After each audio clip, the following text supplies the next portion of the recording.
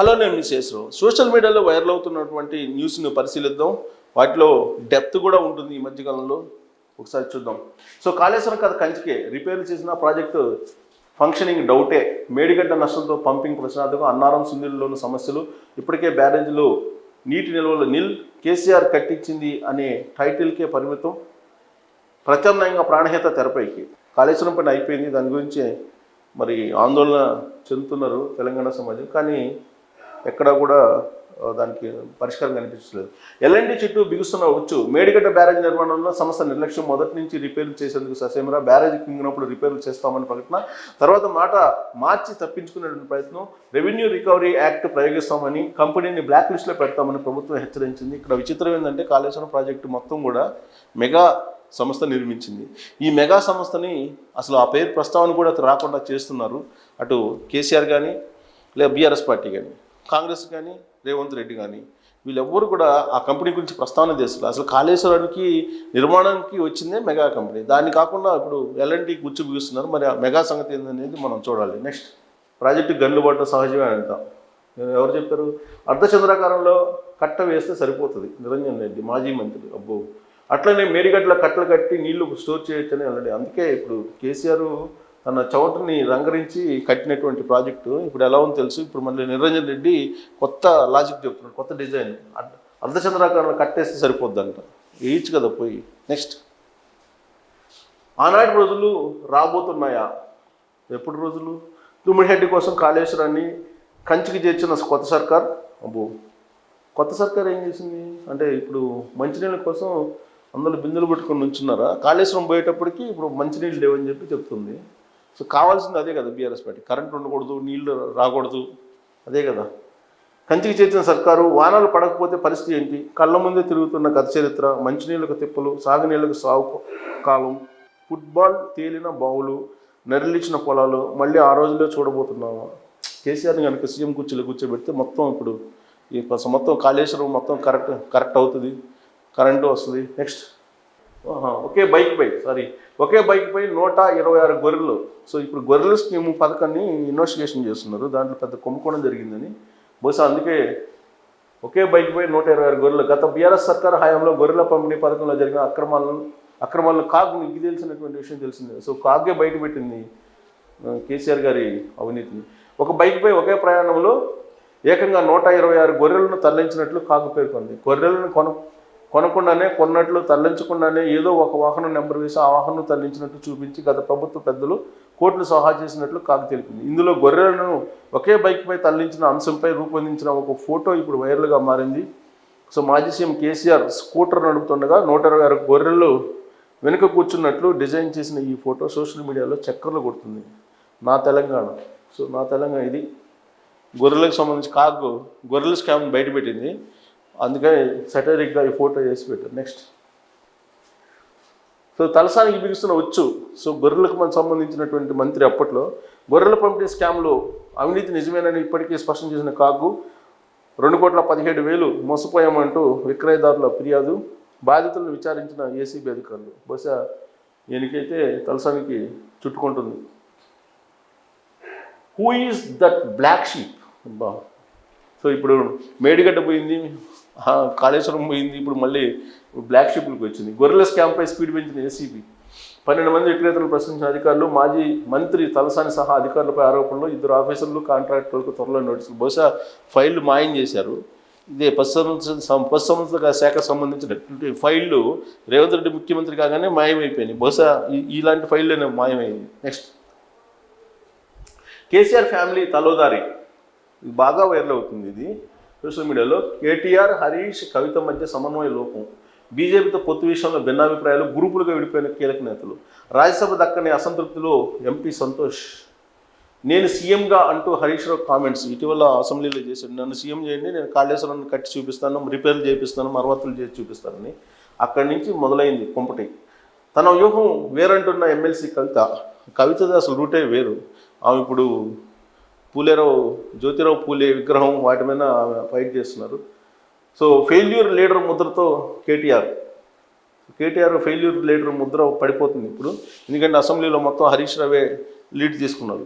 ఒక్కొక్కరుగా చేజారుతున్న సిట్టింగ్లు లీడర్లు కంట్రోల్ చేయలేకపోతున్న అధినేత కేసీఆర్. సో కేసీఆర్ చేతుల నుంచి వెళ్ళిపోయింది. మొన్నటి వరకు కేసీఆర్ మేకపోతు గాంభీర్యం ప్రదర్శించి తిరుగులేని లీడర్గా ఫోకస్ అయ్యారు. కానీ ఇప్పుడు ఎవరి ద్వారా వాళ్ళని చెప్పు ఒక పోస్టరు తిరుగుతుంది, వైరల్ అవుతుంది. నెక్స్ట్, పేరొచ్చే పనులకు కేటీఆర్, తిట్లొచ్చే వాడికి హరీష్. అధికారంలో ఉన్నన్ని రోజులు అన్నిట్లా కేటీఆర్ హవా. సో పాలన మారిపోగానే ముందుకి హరీష్. అసెంబ్లీ సెషన్లో కార్నర్ అయిన బావ, ప్రేక్షక పాత్రలో బావమర్ది. నెగిటివ్ విషయాల్లో కావాలనే హరీష్ను ముందుకు నెడుతున్నారన్న టాక్. నిజమే కదా, అధికారంలో ఉన్నప్పుడు అన్నిటికీ కేటీఆరే కనిపించేవాళ్ళు. పాపం ఇప్పుడు కేటీఆర్ వెనకబడిపోతున్నారు, హరీష్ రావు ముందుకు వస్తున్నాడు. అంటే నెగిటివ్ యాంగిల్ అయితే హరీష్, పాజిటివ్ యాంగిల్ అయితే కేటీఆర్. ఇది కల్వకుంట్ల లాజిక్ ఈక్వేషన్. నెక్స్ట్, కొడుకు స్టేట్మెంట్. లక్షల మంది తెలంగాణ బిడ్డల జీవితాలతో ముడిపడ్డ గ్రూప్ 1 పరీక్ష పేపర్ 2 సార్లు లీక్ అయితే, ఏదో చిన్న పేపర్ లీక్ అయితే పెద్ద షో చేస్తున్నారు అంటాడు ఈయన. అప్పుడు గ్రూప్ 1 గ్రూప్ 2 పేపర్ లీక్ అయ్యి కొంతమంది చనిపోతే ఏదో పేపర్ లీక్ అయింది చిన్న విషయాన్ని పెద్ద చేసేది చేస్తున్నారని చెప్పి అది కూడా ఆంధ్రలో పెట్టే ప్రయత్నం కూడా చేశాడు ఆయన అప్పట్లో. తండ్రి స్టేట్మెంట్. కోట్లాది మంది ప్రజల చెమట చొక్కలతో నిర్మించిన ప్రాజెక్టు కూలిపోతే 4 పిల్లర్లు కూలితే ఏమైందంట అంటాడు ఈయన కేసీఆర్. కాళేశ్వరం ప్రాజెక్టు గురించి. కోట్లాది మంది చెమటలు చుక్కలతో నిర్మించాడంట ప్రాజెక్టు. తెలంగాణ ప్రజలు ఉసురు పోసుకుంటున్న కల్వకుంట్ల కుటుంబం. కేవలం తెలంగాణ ప్రజలు కదా, ఆంధ్ర ప్రజలు కూడా ఉసురు పోసుకున్నాడు ఈయన. ఎందుకంటే ఇప్పుడు కట్టిన కాళేశ్వరం ప్రాజెక్టు మెగాది ఆల్రెడీ పోలవరం, అక్కడ మచిలీపట్నం పోర్టు కూడా ఆయనకే ఇప్పించిన ఘనత అయ్యింది. జగన్మోహన్ రెడ్డి, కేసీఆర్ ఇద్దరు ఒకటే కదా, అందరికీ తెలిసినటువంటి విషయమే. సో ఇప్పుడు అక్కడ కూడా మరో కాళేశ్వరం తయారవుతుంది పోలవరం రూపంలో. నెక్స్ట్, తెలంగాణకు వచ్చేస్తాం. ప్రభుత్వానికి ఏపీలో పనిచేస్తున్న టీఎస్ ఉద్యోగుల రిక్వెస్ట్. రాష్ట్రంలో పోస్టింగ్ కోసం 624 మంది ఎదురుచూపులు. రిలీవ్కు ఆంధ్రప్రదేశ్ సర్కార్ గ్రీన్ సిగ్నల్. ఇది చాలా కాలం నుంచి ఉంది, చూద్దాం పరిష్కారం అవుతుంది. నెక్స్ట్, సో మేడారానికి పోటెత్తిన భక్తులు ముందస్తు మొక్కుల చెల్లింపులు. ఆదివారం ఒక్కరోజే 5 లక్షల మంది దర్శనం. మరో 2 రోజుల్లో మహాజాతర ప్రారంభం. ఏర్పాట్లపై నేడు అధికారులతో మంత్రుల రివ్యూ. ఇది ఒక జాతీయ పండగలాగా ఉంది. ఆదివారం మేడారంలో వనదేవతల గద్దెల దగ్గర కిక్కిరిచినటువంటి జనం చూస్తున్నాం. చాలా రాష్ట్రాల నుంచి కూడా వస్తుంటారు. ఇది రాష్ట్ర పండుగ కాదు, జాతీయ పండుగగా దీన్ని తీసుకోవాలి. నెక్స్ట్, 8 రోజుల పాటు 6000 బస్సులు. సో మేడారానికి వెళ్ళే భక్తుల కోసం నడుపుతున్నాం. మంత్రి పొన్నం, రవాణా శాఖ మంత్రి, ఎలాంటి ఇబ్బంది లేకుండా అంచనా వేసి 40 లక్షల మంది భక్తులు వస్తారని చెప్పి అంచనా వేసి ఆర్టీసీ బస్సులను ఏర్పాటు చేసాం. సో ఈ నెల 18 నుంచి 25 వరకు అన్ని రాష్ట్రాలు, జిల్లాల్లో, హైదరాబాద్ నుంచి వెసులుబాటు ఉంటుందని చెప్పారు. నెక్స్ట్, ప్రజాపాలనపై ఆక్రోశం, ద్వేషం, అసూయ, ఈర్ష్య. కల్వకుంట్ల ఫ్యామిలీ. ఇది పోస్టులు. అంటే ఇప్పుడు రేవంత్ రెడ్డి పాలన మీద ఎలా ఉన్నారనేది సెటరిక్గా వైరల్ అవుతున్న న్యూస్. నెక్స్ట్, రాష్ట్ర అభివృద్ధికి త్వరలో 2050 మాస్టర్ ప్లాన్. రేవంత్ రెడ్డి చంద్రబాబు నాయుడు బాటలోకి వెళ్ళిపోయారు. విజన్ అపోహలు వద్దు, మాకు స్పష్టమైన విజన్ ఉంది. సీఎం రేవంత్ రెడ్డి వెల్లడి. నెక్స్ట్, 2050 ఫ్యామిలీలోకి వెళ్ళిపోయారు ప్లాన్లోకి. సో అడ్డగోలుగా సంతకాలు పెడితే శివబాలకృష్ణ కథే.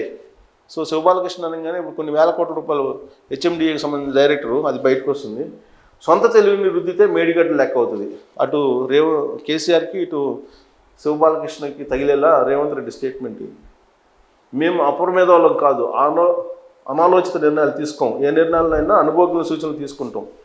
సో చంద్రబాబు, వైఎస్ఆర్, కేసీఆర్ అనుభవాల నుంచి పాఠాలు నేర్చుకుంటాం. 2050 మెగా ప్లాన్ రెడీ. నెక్స్ట్, గురుకుల వెరిఫికేషన్ అవసరాలు. సో మొక్కుబడిగా సర్టిఫికేట్లు పిలిచిన వారి కంటే ఎక్కువ మందికి వెరిఫికేషన్ అవరోహణ పద్ధతి పాటించలేదు. ఫలితంగా బ్యాక్లాగ్ పోస్టులు, మహిళలకు తీవ్ర అన్యాయం. ఇది వైరల్ అవుతున్నటువంటి న్యూస్ గురుకుల పోస్టులకు సంబంధించి.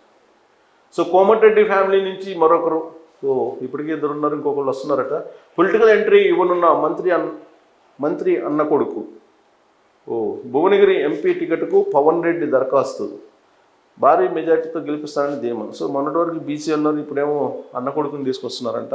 చూద్దాం. నెక్స్ట్, సో బీఆర్ఎస్కి బీటలు అయిపోయిందా? మహారాష్ట్రలో మొదలైన రాజీనామాలు. తప్పుకున్న బీడ్ జిల్లా కోఆర్డినేటర్ దిలీప్ బాధ్యతలతో పాటు ప్రాథమిక సభ్యత్వంగా రిజైన్. అసలు ఆడే తెలంగాణలో లేదు, మహారాష్ట్రలో ఉంది. మహారాష్ట్రలో దేశ్కి నేత అని వెళ్ళాడు, లాస్ట్కి ఆ పార్టీకి రాజీనామా చేసి వెళ్ళిపోతున్నారు అందరూ వచ్చినట్టు ఒకళ్ళు ఇద్దరు కూడా. బీజేపీ నేత పార్ట్నర్ ఇంట్లో ఐటీ రైట్స్, శ్రీరాములు యాదవ్ వ్యాపార భాగస్వామి. మరి ఇదేంటో మరి ఐటీ రైట్స్ బీజేపీ కదా, ఎందుకు చేస్తున్నారు? నెక్స్ట్, ఎన్డీఏకు 400 సీట్లు, ప్రధానిగా మళ్ళీ నేనే. బీజేపీ నేషనల్ కన్వెన్షన్లో ప్రధాని మోడీ ఆశ ఉండొచ్చు. బీజేపీ 370 సీట్లు గెలుచుకుంటుందని ధీమా, కాంగ్రెస్పై ప్రజలకు నమ్మకం పోయిందన్న ప్రధాని. అందుకే లేనిపోయిన ఆరోపణలు, కోట్లాది మంది ఇల్లు కట్టించా, నా ఇంటి కోసమే ఆలోచిస్తే ఇది జరిగేది కాదని అన్నాడు. 2019లో చంద్రబాబు నాయుడు కూడా ఇలాంటివి చెప్పాడు, నేనే కట్టించా, నేనే నిర్మించా, నేనే తాపి అంటే మంచినీళ్ళు ఇచ్చి ఎన్ని.